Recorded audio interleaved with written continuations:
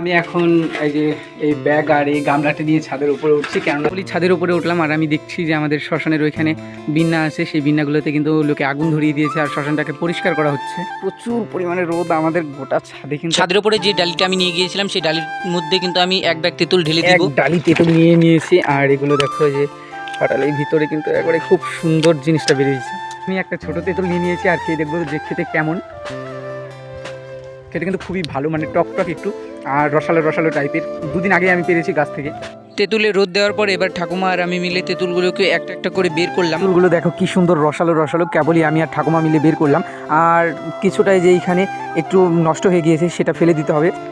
তো বন্ধুরা দেখো যে আমার হাতে কিন্তু রয়েছে তেঁতুল, আমি রোদে শুকা দিয়ে দিচ্ছি, কেননা নইলে আবার কখন রোদ চলে যাবে। এমনিতেই চৈত্র মাস, কিন্তু চৈত্র মাসে রোদ দেয় না, এখন একটু মেঘলা মেঘলা থাকে আকাশ। আজকে যাই হোক রোদ দিয়েছে। আর আজকের এই মিনি ব্লগটা এটুকুনি, দেখা হচ্ছে নেক্সট ভিডিওতে।